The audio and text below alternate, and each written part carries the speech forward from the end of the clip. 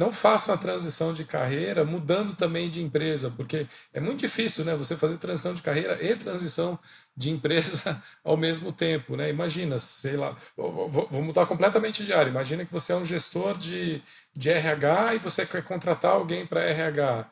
Você vai procurar pessoas que têm experiência em RH. Você não vai trazer alguém que, sei lá, é de marketing, mas está fazendo a transição de carreira para RH.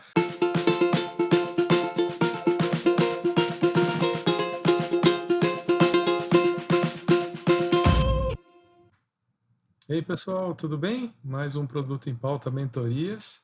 A ideia dessa série aqui, como eu já comentei algumas vezes, é a gente ter sessões de mentoria aqui, gravadas, porque muitas vezes a dúvida de uma pessoa acaba sendo a dúvida de várias pessoas. E hoje eu estou aqui com o Fábio Fonseca. Poxa, Fábio, seja muito bem-vindo, obrigado por topar o convite. E já vamos conversar a conversa. Conta um pouco aí da tua história, como é que você chegou em produto e que temas você gostaria de conversar aqui na mentoria. Legal, Joaquim. Obrigado. Primeiro eu, né, pela oportunidade aí também de trocar e aprender com você. Bom, eu sou formado em administração de empresas pela PUC no Rio. E desde que eu me formei, eu trabalho em ambientes de tecnologia e inovação, né? Eu passei por 3 consultorias já na minha carreira. Uma consultoria um pouco mais de prateleira, né, com produtos mais prontos. Outras consultorias com um pouco mais de foco em design, design estratégico, design thinking. E também passei por um time de inovação corporativa, né, num grupo educacional. Então, olhando para a minha trajetória, né, oficialmente eu nunca sentei numa cadeira de PM, né? Acho que essa é o meu grande desafio atual, assim, das entrevistas e das conversas que eu venho fazendo. É, Enfim, acho que já vou emendar aqui também na pergunta, que acho que já chegou no momento dela. Por eu nunca ter sentado, né, oficialmente numa cadeira de PM, eu acho que existem algumas inseguranças, né, na hora das entrevistas. É, Mas voltando um pouquinho, né, nos meus projetos, né, eu já atuei na liderança de um MVP de gamificação para retenção de alunos nessa instituição de ensino superior. Então, mas eu trabalhava, né, eu atuava na área de inovação corporativa. Era um projeto de inovação aberta que chegou para a gente, então veio de uma, né, área, essa dor veio de uma outra área de stakeholders nossos. E a gente fez ali a pesquisa com startups do mercado, encontrou um parceiro, e esse parceiro, essa startup parceira foi a nossa fornecedora da tecnologia. É, então eu atuei, né, ali muito fazendo a construção, o desenvolvimento desse MVP junto com essa startup parceira, as áreas de negócio, que eram as áreas donas dos desafios que a gente estava querendo melhorar ali os indicadores de retenção, e nosso time de produtos interno que ajudou ali a trazer um mínimo de linguagem, né? Enfim, das coisas que a gente já trabalha ali, já trabalhava de produto dentro da instituição, né? Então, assim, tenho essa experiência, né, de produto, assim, acho que é o projeto que eu participei que eu mais consigo traçar analogias com, né, a cadeira oficial de um PM, com as atividades e o dia a dia de um PM. Mas fora isso, enfim, já trabalhei já fiz muito discovery, já fiz muito UX research, mapeamento de jornada, né, nessas consultorias, esses projetos que eu participei, assim. Então, eu acho que hoje a minha principal dificuldade é justamente é, contar uma história. Primeiro, trazer toda a experiência que eu tive nesses anos, né, dentro de uma linguagem de produto, né, traduzir isso para uma linguagem de produto na hora das entrevistas, que eu acho que esse primeiro desafio eu já estou conseguindo desenvolver ele um pouco melhor, assim, depois de alguns testes e tentativas. E acho que o segundo desafio é a linguagem um pouco mais técnica do dia a dia de PM mesmo, sabe? Então, quando a gente fala de Scrum, né? Quando a gente fala de, enfim, rituais, né? PRDs, roadmaps, backlogs, toda essas documentações e essas nomenclaturas nesse vocabulário que a gente tem. É, Então, assim, a minha pergunta vai mais no sentido de como que eu posso exercitar isso hoje em dia principalmente com IA, né? A gente vê aí a barreira de entrada na criação de produtos com IA muito menor, né? Então, como que eu consigo criar um produto, talvez, com IA? Mas acho que o desafio não é nem só a parte do craft, né? De criação do produto. Acho que é mais do dia a dia, né? Como que eu consigo, talvez, exercitar esse dia a dia de produto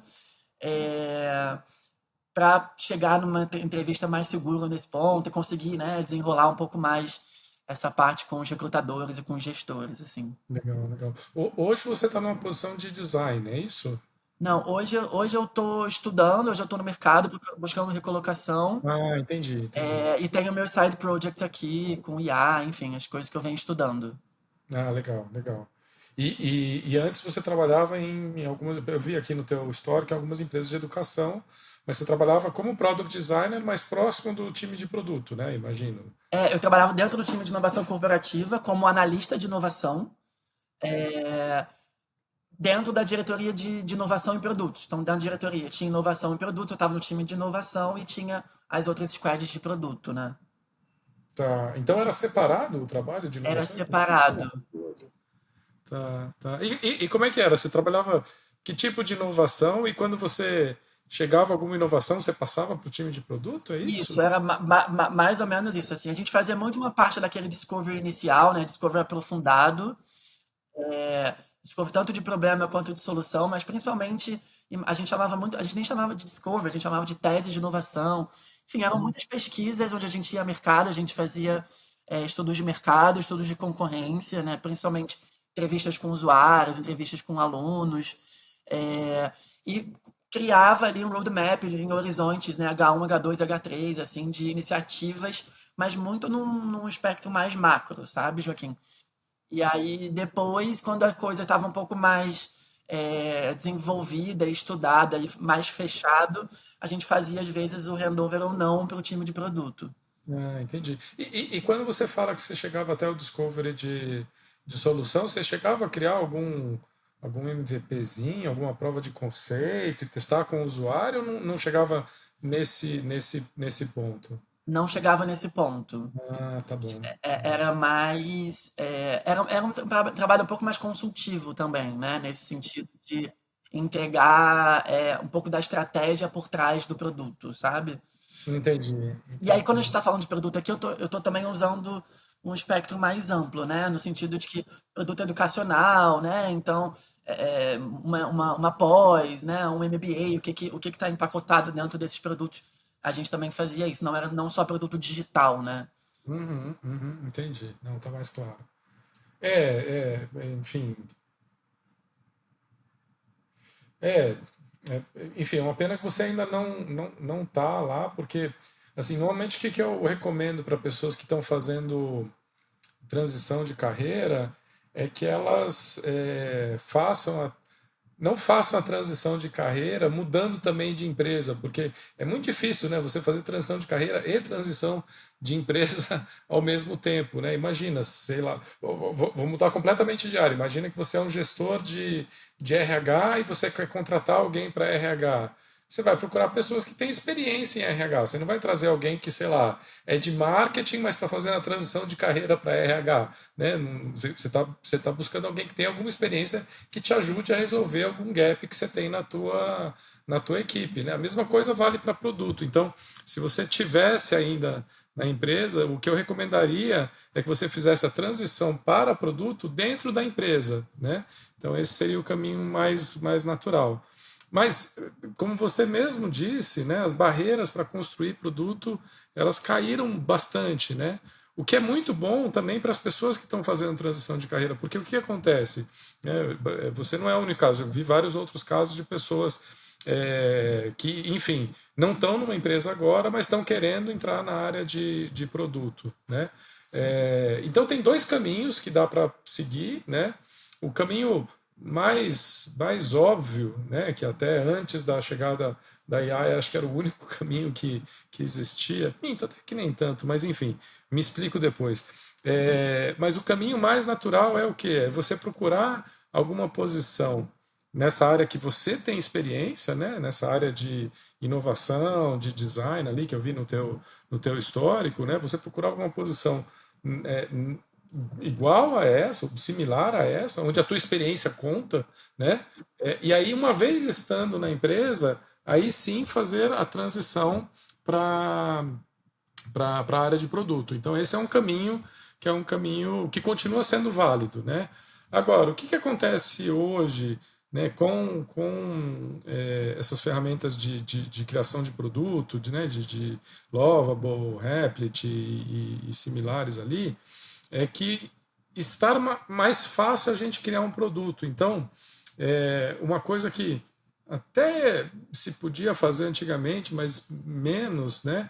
É você pegar tudo isso que você está aprendendo de produto e aplicar para algum projeto pessoal, da sua comunidade, enfim, da comunidade do seu bairro, igreja, enfim, turma sei lá, de futebol, enfim, qualquer coisa assim que você possa ajudar criando um produto, né, desde o discovery lá do problema até o discovery de solução, até de fato construir o produto com a ajuda dessas ferramentas e gerenciar esse produto. Então, essa é uma outra maneira que tem de você praticar os skills e as ferramentas de produto, né? Os skills, ferramentas, todo, enfim, você mesmo falou dos frameworks todos que existem. Então, é uma maneira de você conseguir praticar isso.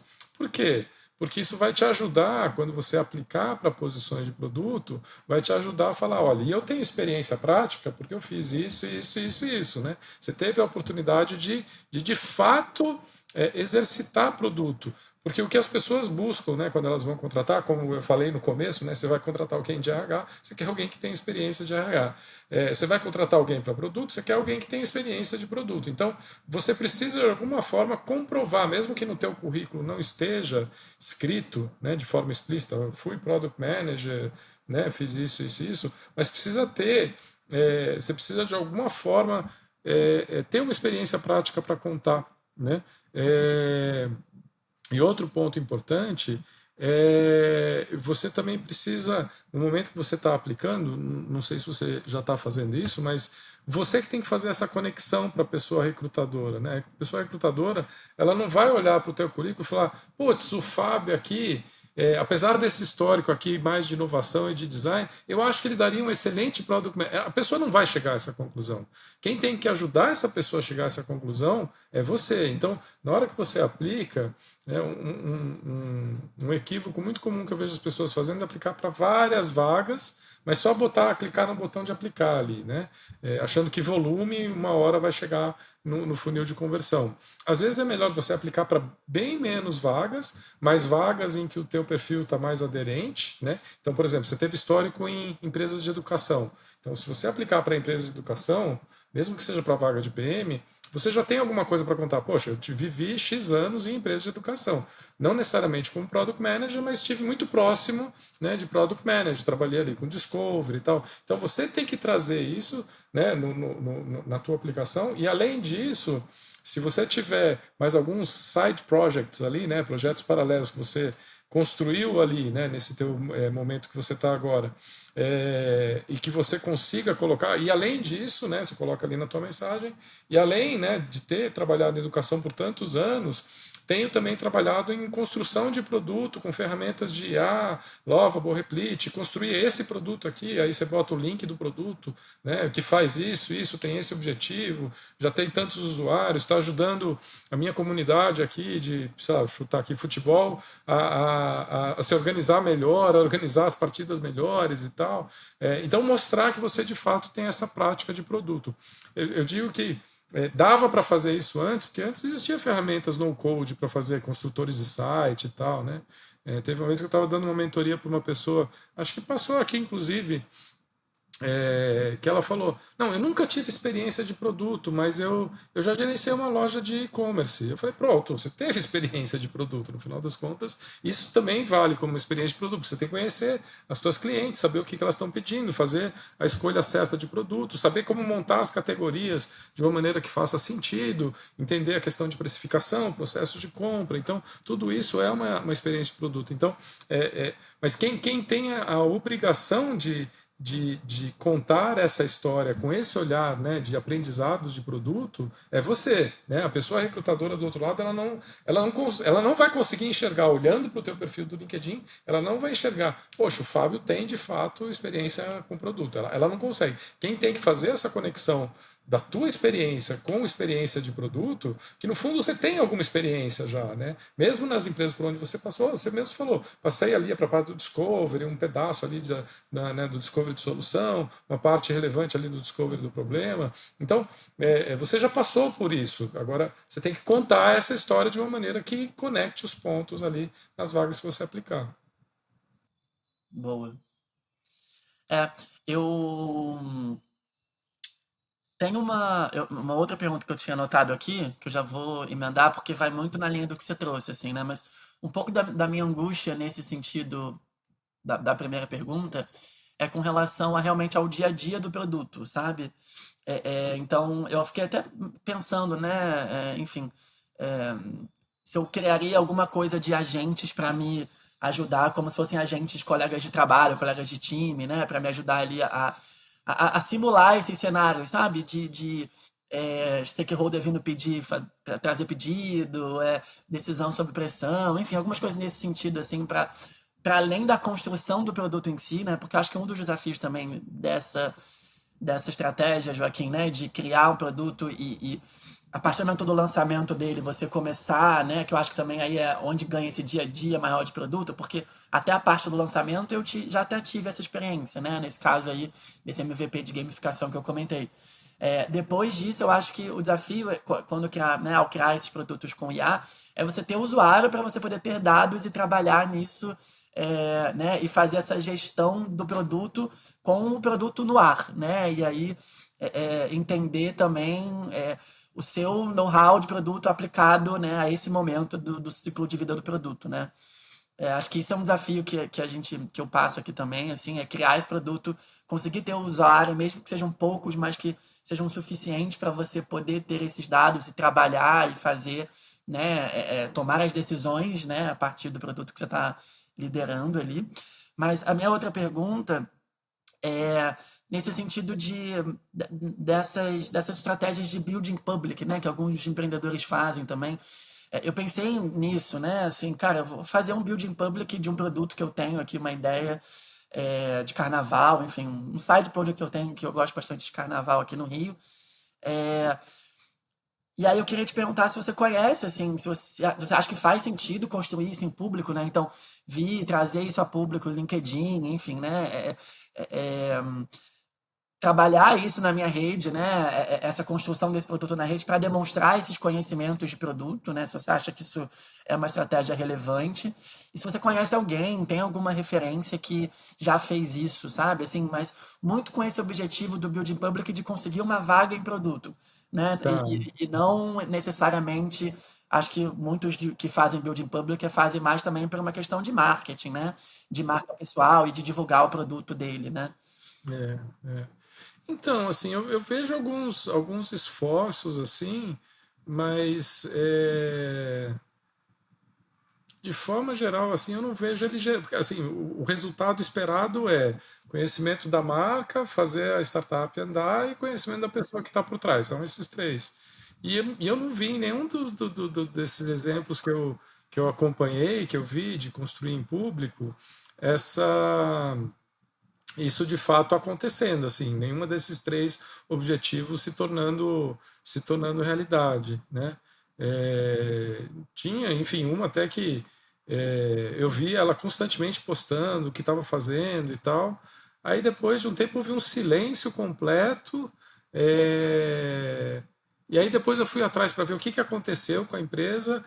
A pessoa falou que parou de postar para focar mais no cliente, para entender melhor o cliente, e acabou pivotando para uma outra solução completamente diferente, né? Então, a impressão que eu tenho é que essa coisa do criar o conteúdo, né? Você cria o conteúdo com a expectativa que as pessoas vejam aquele conteúdo e eventualmente comentem e tal. Isso acaba gerando uma ansiedade, e isso por si só é um trabalho, né? No final das contas. E pode acabar te distraindo do teu objetivo principal, que é aprender produto, né? Então aí eu volto até um pouco na resposta anterior, talvez menos construir em público e mais construir propriamente, né? Construa o produto, busque usuários, né? Por isso que eu falei, se você procurar algum problema que está à sua volta, que você seja próximo da comunidade, das pessoas que têm esse problema, esse é o mundo ideal, porque aí você começa a construir o produto para essas pessoas, você já tem a interação com essas pessoas, você tem o feedback dessas pessoas, e você consegue aprender com esse feedback nessa construção, você vai moldando o produto de acordo com o feedback dessas pessoas. E isso vai te dar duas coisas super importantes. A primeira é o aprendizado mesmo, o hands-on ali, né? Mão na massa mesmo, a prática de produto. E a segunda coisa é a história para contar para quem importa. Uma coisa é você contar a história para todo mundo, o tal do building public, né? Que é o de novo, é você atirando para todos os lugares para ver se eventualmente acerta alguma pessoa de RH. Olha, o Fábio ali, acho que ele faz produto, pelo que eu tô vendo, né? Em vez disso, você faz uma coisa muito mais certeira, que é você procura vagas que fazem sentido, onde você tem uma aderência forte, quer seja por ter trabalhado em educação, né, enfim, ao longo da tua história, quer seja porque é um tema próximo desse produto que você está fazendo, né, e você vai lá, se conecta com essa pessoa, aplica para a vaga, manda mensagem, faz aquela aplicação mais certeira, eu acho que a chance de conversão é maior, sabe? Entendi. Boa, faz sentido. É, Tem mais uma pergunta aqui, pode Manda ver, claro. mais então. É, Não, eu fiz uma entrevista recente para uma vaga de PM e que eu me preparei muito, assim, sabe? Fui bem profundo na preparação para essa entrevista, porque, enfim, né? A gente está aí buscando isso. Quando aparece a entrevista, a gente precisa se preparar, né? E aí, então eu fui pro Claude, né? Estudei muito ali a partir do Claude, fui trazendo cenários para ele, coloquei, né? Criei projetos, coloquei ali a descrição da vaga, a empresa, né? O site da empresa, enfim, dei todo o contexto que eu podia dar ali para ele, para a gente criando e debatendo. Então, nesse processo eu aprendi muito junto com o Claude para essa entrevista. E acabou que o Claude foi criando alguns artefatos para mim durante a conversa, né? Então, por exemplo, ele criou uma tabelinha ali com as métricas que eu deveria acompanhar, porque era uma entrevista focada em onboarding e life cycle. Então, que tem até uma certa sinergia já, né, com esse projeto aí que eu comentei de gamificação. Então, é, o Claude foi trazendo esses artefatos para mim. No final, eu pedi para ele criar um HTML com todos esses artefatos. Eu fiz um teste de usabilidade do produto da empresa, com um amigo, aí fui conversando com ele, ele foi criando esses artefatos. No final, eu agrupei isso tudo no HTML só e fiquei muito na dúvida de mostrar isso ou não durante a entrevista. Por quê, né? Porque não deu tempo de eu revisar exatamente tudo que estava dentro desse HTML, assim, né? A entrevista foi marcada, enfim, mais acelerada, no mesmo dia, não deu tempo de analisar e de verificar tudo. E aí eu fiquei muito, né, naquele receio da gente acabar ser um pouco mal interpretado pelas gestoras, enfim, da vaga, no sentido do que tem sido discutido muito hoje em dia, que é o taste e o judgment, né? Então, o que se cria, o que não se cria, né? Tô mandando alguma coisa que eu não revisei, né? Será que elas vão achar que eu vou fazer isso, sabe, durante... Porque com certeza, certamente, dentro desse HTML tinham coisas que não faziam tanto sentido assim, né? Que foi criado pela IA, mas...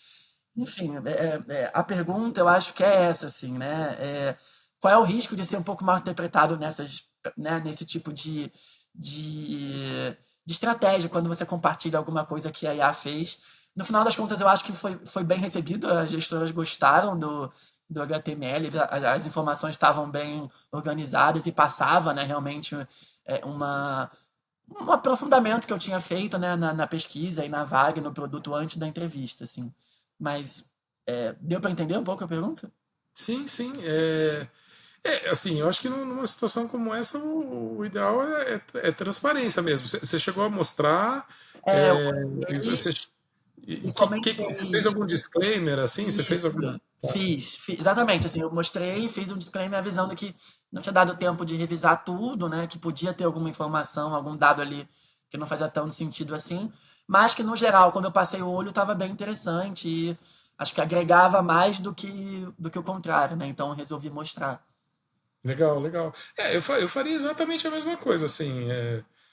Primeira coisa, assim, não usar a IA para fazer esse tipo de coisa é totalmente contraproducente, assim. Se você não utilizasse, acho que isso contaria ponto contra, né? Acho que você tem realmente que utilizar as ferramentas que estão ao teu dispor para fazer o trabalho, né, que tem que ser feito.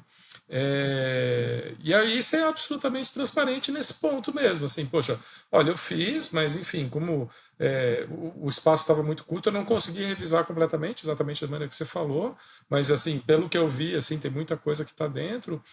Não sei se você chegou a fazer isso, mas acho que o que eu faria é destacar alguns pontos que te chamou a atenção de quão certeiro foram, né? Então, por exemplo, essa análise aqui de mercado, né, que eu li a fundo, aí mostrar, pô, o pedaço que você leu a fundo, eu gostei disso, isso aqui eu fiquei com dúvida, talvez eu me aprofundasse um pouco mais nisso aqui, né, se eu tivesse um pouco mais de tempo, eu faria uma análise mais profunda aqui. Então, mostrar exatamente esse judgment, né, essa capacidade de julgar o que vem ali, né, e ver o que faz sentido, o que não faz sentido, porque eu acho que mais do que saber, né, mandar uma pergunta e receber uma resposta, é a capacidade da gente julgar a resposta que vem e ver o quanto ela realmente faz sentido, assim, obviamente que eu uso para várias coisas aqui, muita coisa vem, por mais contexto que a gente dê, muita coisa vem que assim, muito ruim, assim, realmente não faz sentido, né? Então, eu acho que uma coisa que seria interessante, não sei se você teve a oportunidade de fazer isso, mas é pegar um pedaço ali, não obviamente o teu HTML inteiro, análise inteiro, que aí você ia gastar acho que mais do que uma hora de entrevista, mas pegar um pedaço ali e nesse pedaço falar, ó, e esse pedaço particularmente eu gostei muito disso e disso, agora esse ponto aqui eu achei que ficou a desejar, eu mergulharia um pouco, enfim, dá o teu senso crítico em cima da resposta. Acho que é essa maneira que eu colocaria, né? Não sei se você chegou a fazer isso na hora. Bem legal. Sim, eu não consegui organizar muito exatamente o meu discurso, a minha apresentação em cima do HTML, porque foi isso, assim, eu tive essa ideia poucas horas antes da entrevista, mas eu pensei, cara, o Claude foi me dando vários artefatos, estavam tudo meio espalhado, mas coisas interessantes, assim, análises, algumas delas bem interessantes que eu consegui ter tempo de aprofundar e de, né, analisar a fundo. Aí eu fiz há poucas horas e mandei.